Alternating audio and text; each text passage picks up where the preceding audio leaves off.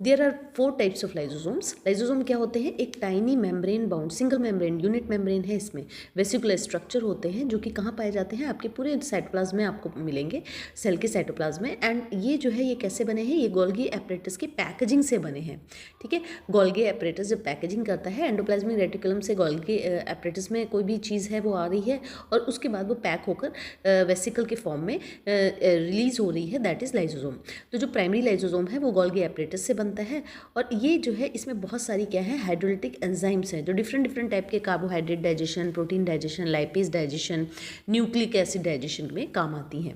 तो इसकी acidic condition कैसे मेंटेन होती है? इसमें लाइजोसोम जो है वो हाइड्रोजन आयन अंदर पंप करता रहता है, ठीक है। तो प्रोटॉन पंप होता है इसकी मेम्ब्रेन में और बाकी इसमें एसिड है, एसिडिक कंडीशन होती है और बहुत सारी हाइड्रोलिटिक एंजाइम्स होती हैं जो डिफरेंट टाइप के डाइजेशंस करती हैं। यानी डाइजेशन सेल जो भी खाते हैं और जो भी चीज़ें हैं, ठीक है, उसको डाइजेस्ट करने के लिए सेल के अंदर क्या होता है? लाइजोसोम।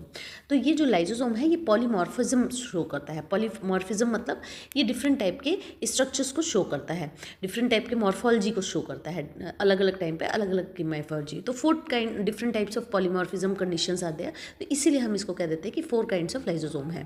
पहला हमारा प्राइमरी लाइजोसोम है जो कहाँ से, मैंने जैसे अभी बताया, मैच्योरिंग फेज। जैसे हम जानते हैं कि जैसे ये आपका ये इस तरीके का क्या है? ये आपका गोल्गी एपरेटस है नियर द न्यूक्लियस, ठीक है। तो ये वाली जो बड है ये आगे चल के क्या बन जाएगी? यहाँ से वेसिकल बन जाएगी और इसके अंदर जो भी पैकेजिंग करके उसने एसिड हाइड्रोलिसिस वगैरह एंजाइम डाली है, दैट इज। तो ये आपका हो गया गोल्गी, ये गोल्गी कॉम्प्लेक्स है और इसी से रिलीज होकर क्या बना है? हमारा लाइजोसोम, जिसे हम प्राइमरी लाइजोसोम कहते हैं। इसके बाद आपका आता है सेकेंडरी लाइजोसोम, ठीक है। ये सेकेंडरी लाइजोसोम को हेट्रोलाइजोसोम या फैगोलाइजोसोम भी बोलते हैं। ये secondary lysosome fusion of the primary lysosome with phagosome. Phagosome क्या होता है? जब सेल को कुछ खाना होता है, मान लीजिए बाहर है, तो एक वेसिकल पिंच ऑफ हो जाता है और अंदर चल के वो फैगोसोम बन जाता है, यानी सेल कोई चीज़ बाहर से अपने अंदर ले रहा है, तो in the form of phagosome. तो प्लाज्मा मेम्ब्रेन में वो पहले इन्वेजन होता है, पहले जो है वो बनता है बर्ड टाइप का और फिर वेसिकल के फॉर्म में उसके अंदर आ जाता है। तो ये फैगोसोम जब आपके प्राइमरी लाइजोसोम के साथ अटैच होता है तो तब क्या करता है? तब बनता है सेकेंडरी लाइजोसोम। और ये प्राइमरी लाइजोसोम आप जानते हैं, प्राइमरी लाइजोसोम में के अंदर क्या है? बहुत सारे क्या है?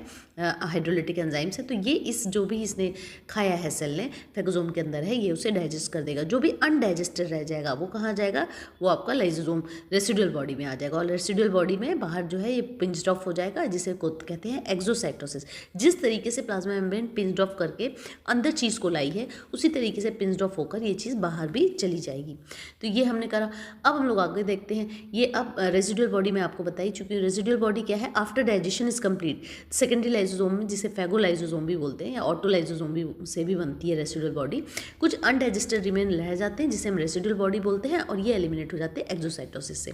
फिर हमारा आता है ऑटोफेगी वैक्यूल, जिसे हम ऑटोफेगोसोम्स भी बोलते हैं। कई बार सेल जो है स्टार्वेशन की कंडीशन में लाइजोसोम जो क्या करता है, क्योंकि उसके अंदर एसिड हाइड्रोलिसिस है और कोई खाने की चीज़ नहीं आ रही, तो वो क्या करता है, जैसे आसपास के जो सेल ऑर्गेनेली हैं उनके ऊपर वो जो है वो एक लेयर बना देता है, जैसे कि यहाँ पर बन जाती है mitochondrial membrane is found around the, ये मेम्ब्रेन बन गई है माइटोकॉन्ड्रिया के बाहर और वैक्यूल बन गया और इसी को ऑटोफेगिक वैक्यूल कहते हैं और इसी से प्राइमरी लाइजोसोम अटैच हो गया। अब इसमें अभी अब क्या करेगा? अपने जो भी डाइजेस्टिंग केमिकल्स हैं उनको रिलीज करेगा और माइटोकॉन्ड्रिया डाइजेस्ट हो जाएगा। तो जब सेल अपने ही सेल ऑर्गेनेलीज को, अपनी पूरी बॉडी पार्ट को खाने लगे, डाइजेस्ट करने लगे, तो इसको बोलते हैं फैगोसिटी बोलते हैं या ऑटोलिसिस भी बोलते हैं, ठीक है। तो ये हमारा हो गया। तो एंडोप्लाज्मिक रेटिकुलम के पास ही आपको गोल्गी एपरेटस मिलेगा। यहीं पर हमने सारा देख लिया कि सबसे पहले क्या बर्ड ऑफ फोकर बना, सबसे पहले आपका क्या बना? ये आपका गोल्गी एपरेटस से क्या बना? ये प्राइमरी लाइजोसोम। प्राइमरी लाइजोसोम जब फैगोसोम कुछ खाने पीने की चीज़ वेसिकल के फॉर्म में अंदर आई तो वो डाइजेस्ट कैसे होगी? इससे अटैच होकर, तो इसको बोलते हैं सेकेंडरी लाइजोसोम। और जो अनडाइजेस्टेड रह जाएगा उसको बोलते हैं रेसिडुअल बॉडी। और फोर्थ जो है वो कंडीशन क्या है? कभी कभी माइटोकॉन्ड्रिया सेल ऑर्गेनेली जो डाई ऑफ होने वाले हैं, डाई हो चुके हैं, या कई बार ऐसे ही स्टार्वेशन की कंडीशन में उनके ऊपर वेसिकुलर मेम्ब्रेन बन जाती है, उससे ये लाइजोसोम अटैच हो जाता है और क्या बना लेता है? माइटोकॉन्ड्रिया को या जो भी सेल ऑर्गेनेली उसे वो डाइजेस्ट कर देता है। इसे बोलते हैं ऑटोफेगिक लाइजोसोम। तो this is the types of lysosome. हमने 4 तरीके के लाइजोसोम देखे विद डायग्राम और ये बहुत ही इंपॉर्टेंट क्वेश्चन है क्लास 11 बायोलॉजी के वो एग्जाम पॉइंट ऑफ व्यू से।